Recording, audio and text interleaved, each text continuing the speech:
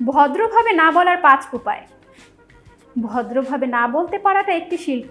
এর জন্য আপনাকে ইতিবাচক সম্পর্ক বজায় রাখার দৃঢ়তা এবং কৌশলের ভারসাম্য বজায় রাখতে হবে। আপনি যদি এমন ব্যক্তি হতে চান যিনি অভদ্র না হয়েও না বলতে পারেন, তাহলে পারস্পরিক শ্রদ্ধা রক্ষা করে অনুরোধ বা আমন্ত্রণ সদয়ভাবে প্রত্যাখ্যান করার কিছু কার্যকর উপায় এখানে দেওয়া হলো।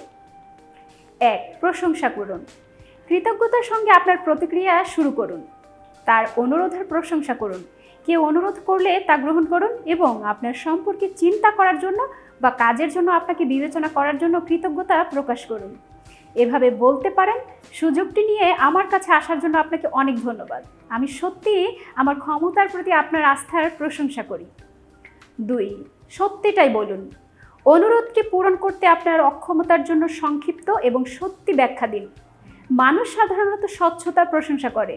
কঠোর সময়সূচি, অন্য কোনো প্রতিশ্রুতি বা ব্যক্তিগত অগ্রাধিকারের কারণে হোক না কেন, আন্তরিকতার সাথে কারণটি তাকে জানান। এভাবে বলতে পারেন, দুর্ভাগ্যবশত আমার অন্য জায়গায় ব্যস্ততা আছে, যে কারণে এটি আমার পক্ষে সম্ভব হচ্ছে না। 3.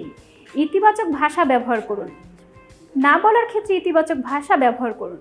আপনি যা করতে পারবেন না তার উপর ফোকাস করার পরিবর্তে আপনি কি করতে পারবেন বিকল্প কিছুর পরামর্শ দিতে পারেন। এটি সীমাবদ্ধতা সত্ত্বেও আপনার সহযোগিতার মনোভাব প্রকাশ করবে। আপনি তাকে বলতে পারেন, যদিও এই মুহূর্তে আমি এটি করতে পারছি না, তবে ভবিষ্যতে কোনো কাজে সাহায্য করতে পারলে খুশি হব।